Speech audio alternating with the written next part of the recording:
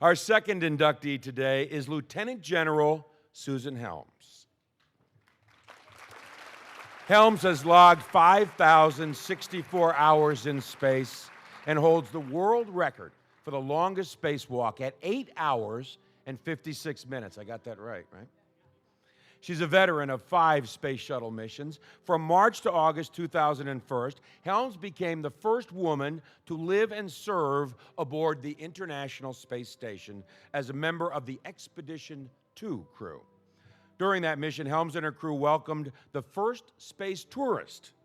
After a 12-year career with NASA that included 211 days in space, Helms returned to the United States Air Force in July 2002. In January of 2011, she became commander of the Joint Functional Component Command for Space and 14th Air Force. Let's take a look now at some highlights of her career.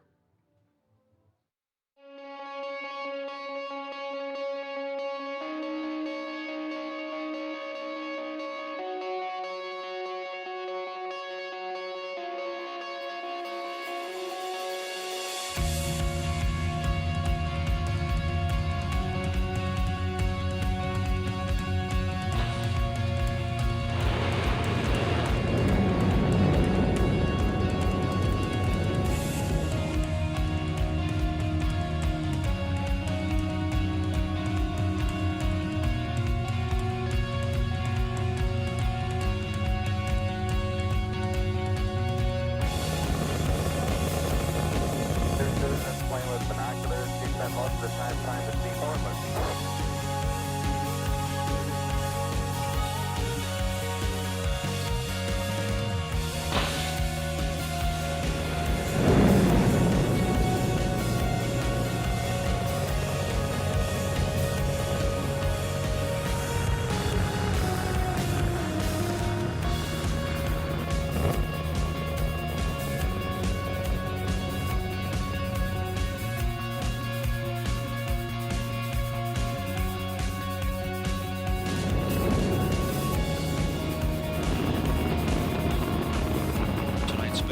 Susan Helms on the left, Jim Voss on the right, soon to become space station crew members.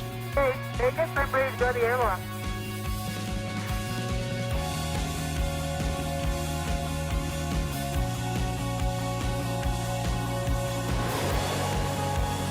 Make your touchdown.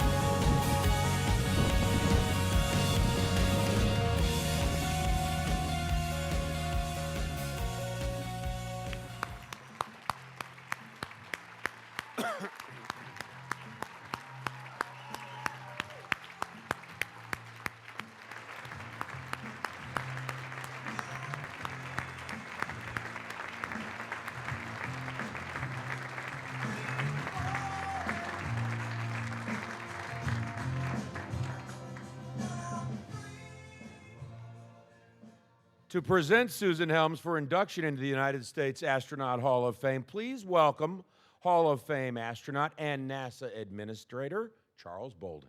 Thank you, John. Thank you. Welcome. Probably the happiest person here right now, at least based on the look on his face, is Susan's dad over there. It's incredible watching him as we go through this ceremony. It's an incredible honor for me this afternoon to introduce to you one of my heroes, Lieutenant General Susan J. Helms, United States Air Force. John's already told you much about her official Air Force and NASA careers. Selected by NASA in January 1990, Susan became an astronaut in July 1991.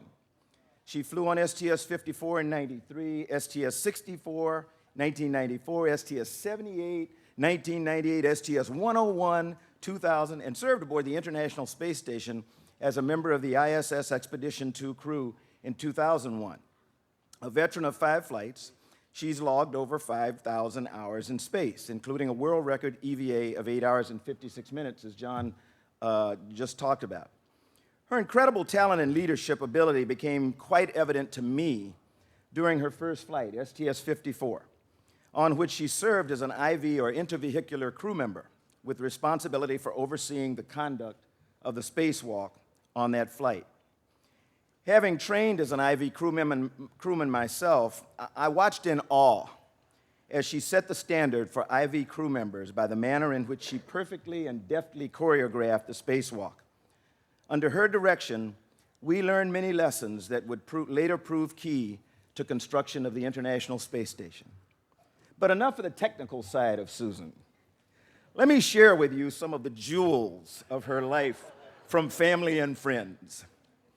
Susan enjoys piano and other musical activities, jogging, traveling, reading, computers, and cooking.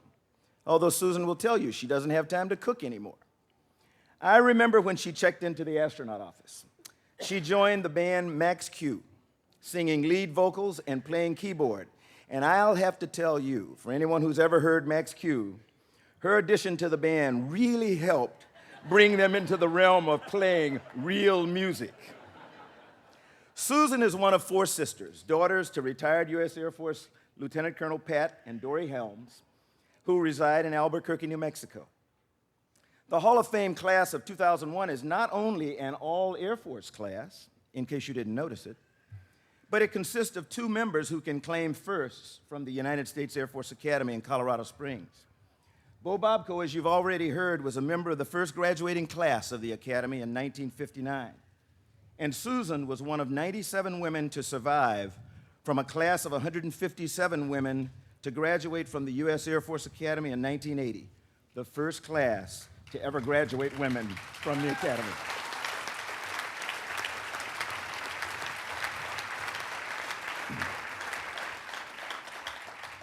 According to her mom and dad, Dory and Pat Helms, and this is a quote, Susan is the oldest of 4 daughters and was well-behaved, quiet child.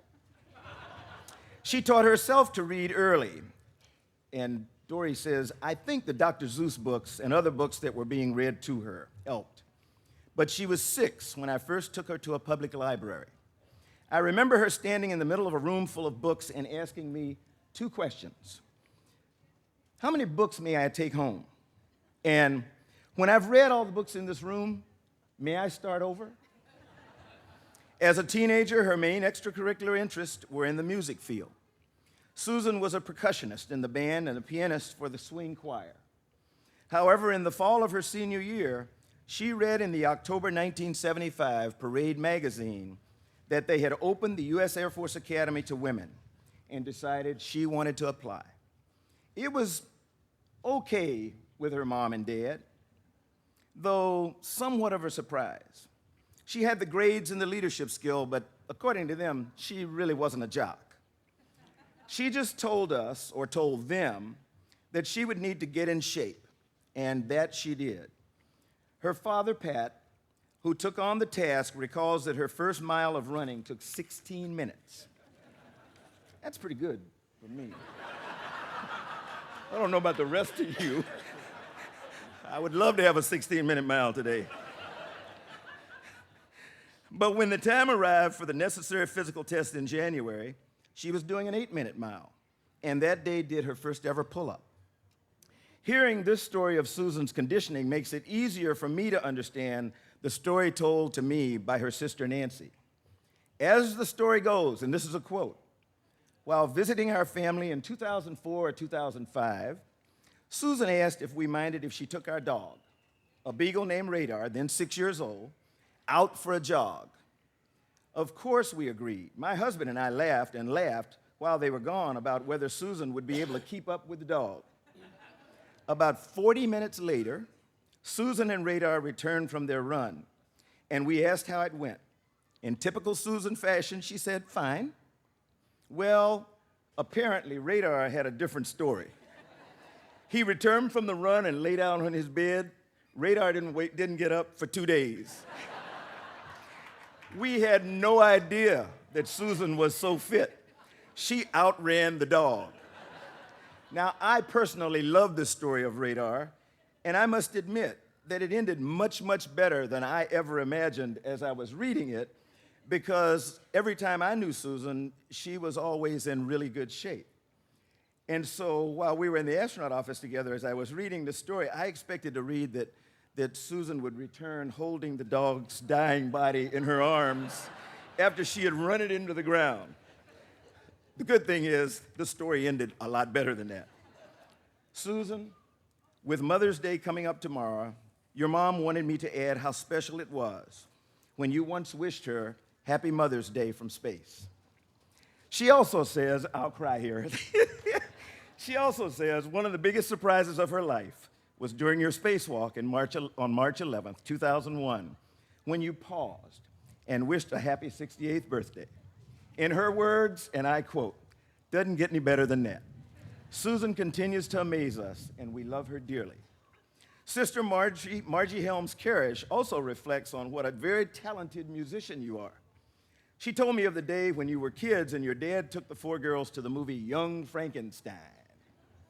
When we came home, Susan sat down at the piano and started to play the music from the movie by ear. I thought to myself, that's just not normal. She was also the piano player in the Debonaires, her high school musical ensemble, and she loves the show Glee. Also, Susan, Janet, Nancy, and I are very close, and in some combination have traveled quite a bit together over the years. Many trips to Las Vegas without the husbands and kids, several trips to meet in Paris, lots of trips to New York City, but the first trips were with my parents, traveling across the United States as Dad went to helicopter training before his time in Vietnam. Dory, you'll need to tell Margie that he was actually going to B-52 training. Just a little difference.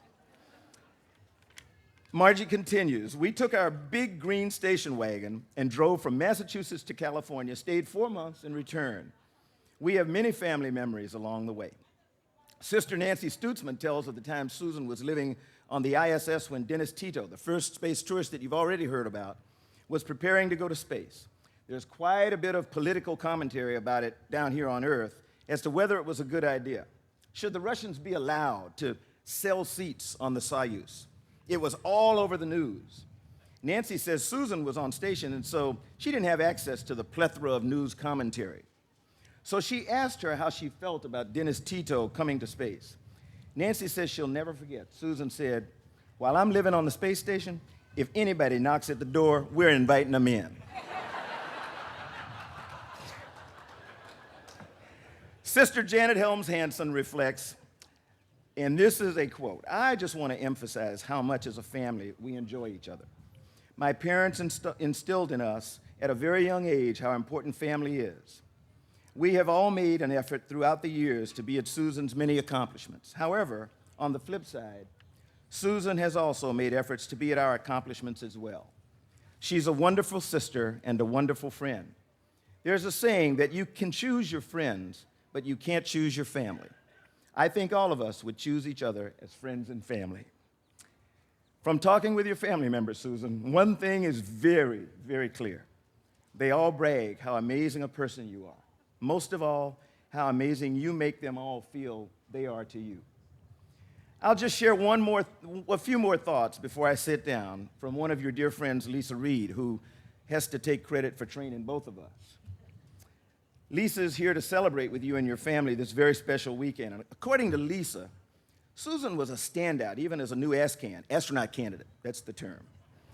And she had this reputation for coming into training having done all her prep work or homework, and came to and I'm going to give you some acronyms here, okay? The SST, SMS, SES, and MDF. That's the Single System Trainer, Shuttle Mission Simulator, Shuttle Engineering Simulator, and the Manipulator Development Facility. Did I get them right? Woo-hoo! She always came into those sessions armed with knowledge and lots of pointed questions. The instructors appreciated her preparation, but many times we were the ones who left with crew questions to answer and get back to her. So it's fair to say that while she was a student, her instructors ended up learning more from all the questions they researched. Susan spent years off and on traveling to Russia to train for ISS mission and learning Russian language. Many people never saw her dedication to preparation for this mission. The Expedition 2 training schedule was fully packed with little room for studying Russian. She would set the alarm and get up at 3:30 to get her Russian language study time in. By the time she flew, she was pretty fluent. Lisa also relates that Susan loved her time on the ISS, but being a rabid X-File fan, she fretted over how she was going to get to see the episodes she would be missing weekly while on board. Luckily for her, her support team was able to record them. And when either a shuttle or a Progress mission was there, she relished the chance to watch all the episodes at once and then trade emails with her X-File friends watching on Earth. This past January 2011, as John has already said, Susan Helms was promoted to Lieutenant General and assumed duties as Commander, 14th Air Force, Air Force Space Command, and Commander, Joint Functional Component Command for Space, U.S. Strategic Command.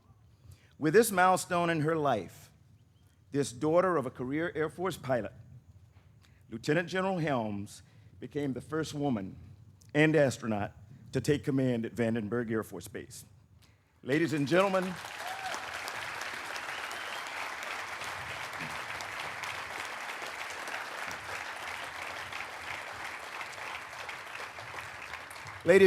it's my honor and privilege to present my hero and my friend, Lieutenant General Susan Helms.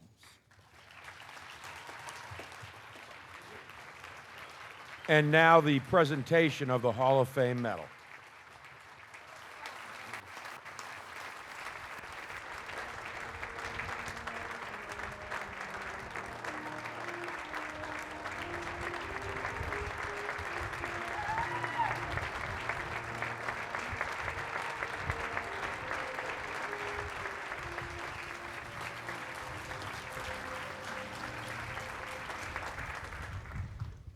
Boy, Charlie, you really got to me there. That is some real research. And you all don't know this, but there's a television that's behind this table up front, and we can see what you're seeing on the forward screens. And I know my hair is all over the place. But then I thought, in space it was all over the place anyway, so it's probably appropriate. I just can't control it. But in any case, I'm going to take a page from Bill's book. Bill said that it takes thousands to build a space shuttle program, and I'm going to tell you that it takes thousands to build an astronaut.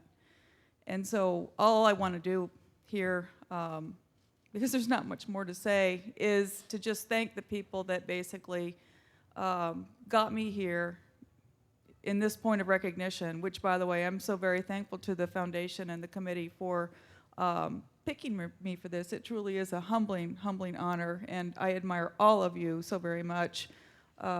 It is quite surreal to stand up here among these giants on the stage and the others who are part of them that aren't here today, and to be welcomed into this. It is kind of a speechless moment, really, and I want to thank all of you. It's upon your shoulders, of course, that we are all standing in this younger generation I'm a part of, but we would not be where we are today in space without all of you doing what you have done. So please, a round of applause for all of you.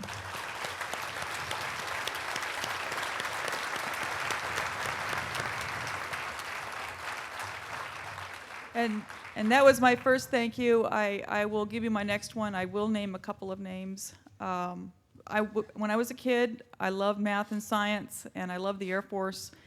And of course, you're all probably wondering, joining the Air Force probably wasn't, it was a no-brainer, but the question was, what about the astronaut part? And so I would like to thank Dick Covey, who isn't here today, but when you think of who it was that probably got me really sparked to go ahead and put my application in for the program, it was him. He actually came up to me and said, why don't you apply to the program? And that, until that moment, till he said that, I didn't ever think I would be competitive for the program. And so because of him, I really did get incentivized to go ahead and submit my application. And little known to me, he was on the selection board. When I showed up a few months later, he was one of 12. He didn't have the only vote, but Charlie, you were on that selection board too, if I recall. It was a fun experience, but really, Dick was the one that sort of got this ball rolling. And when we showed up, the senior astronauts, by that time they were There were a few folks left from the Apollo program, but they were primarily the shuttle astronauts at the time I got there in 1990, and I have to thank them. They set basically a standard of excellence in all that we do, and nowhere was that more evident in how they tried to mentor us younger astronauts as we got ready for the shuttle flights than to think back on my rookie flight with my crew members, who are all not rookies, one of whom is here today, Don McMonagle. And if any of you know Don McMonagle, you'll know that he is a man of perfection and knows what the standard really is in order to do this kind of business. And so all of the astronauts who were in the office mentoring us new folks, and Don, you and the rest of the folks on 54 that mentored me on, that's what really drove me to come into the training team and ask all those hard questions, was the astronauts behind me on my crew saying, this is the level you have to know things. And now let's see if you can figure out if the training team knows them too. So it was a great dynamic to be a part of. The training teams, I'll mention them. They're part of the thousands it takes to build an astronaut. You already heard that Lisa Reed is here today. There are other folks, I'm sure, in the audience that are here today. The training teams, very thankless job. They're dealing with the astronaut prima donnas that we are. Everybody thinks it's all about us. It's not. It's about the program, and it's about the great adventure. But the reason that we look so good at what we do is because we were trained that way. And so the folks who do all of the payload integration, all of the work with us to interface to the space shuttle, all of the training for us, they're the ones that do build us into what we are and make us look good. And so I want to thank all of the folks who were a part of that. I do have to throw in a thank you to Hoot Gibson. He's the one that really was the impetus of me joining Max Q. And so Hoot, now I know why. He thought it would raise the level of the band, and that was what mattered. But he was definitely, with the other Max Q band members, and including Carl Waltz, my dear friend, basically they showed what it meant to not only work hard, but to play hard. And so I think Max Q was one of those things in the astronaut band where that was our way of, after working so very hard, we just got together and we played music together, and that was playing hard too. And the byproduct that we were actually able to book a few gigs was a neat byproduct. But when I look back on it, I think that when you're an all-astronaut band, everybody's going to tell you you're playing pretty good. And so I always wondered about that after, but it was a great thing to be a part of, and of course Hoot had a hand in that as well as the others. And then I do have to mention Bob Cabana, because after flying several flights, the office does the flight assignments, and then this moment came where I was no longer a part of a mature program at that point in the 90s called the Space Shuttle, but me and a few others were basically identified by Bob Cabana, who was chief of the office at that time, to go do what astronauts need to do at times, which is to go and start up a new space program.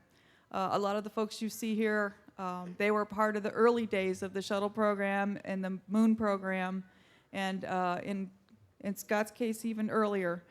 And me and a few others were selected to be a part of the space station program, and Bob made that choice. And at the time, we didn't know it, but I've told him this since. It was one of the most amazing things I've ever had the chance to do, which was to be a part of a space outpost in space.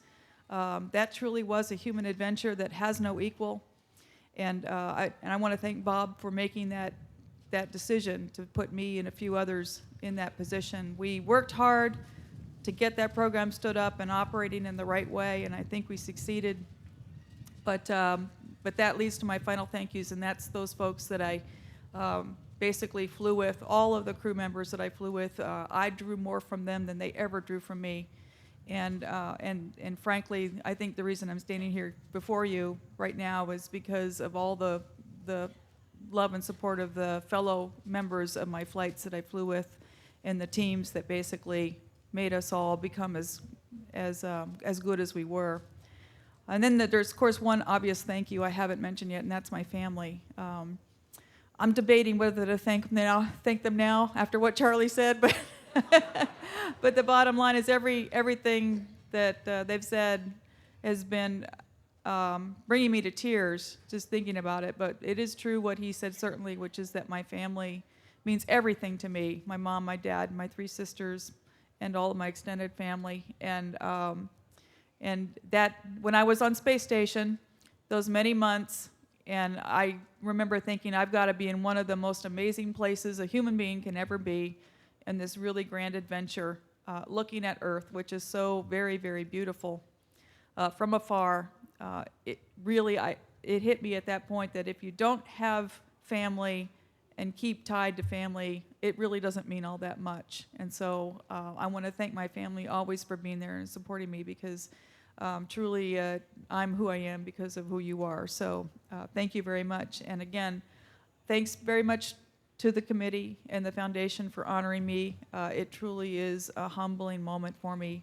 And nothing, in the bottom of my heart, nothing will surely be able to be said that tells you how much this means. Thank you.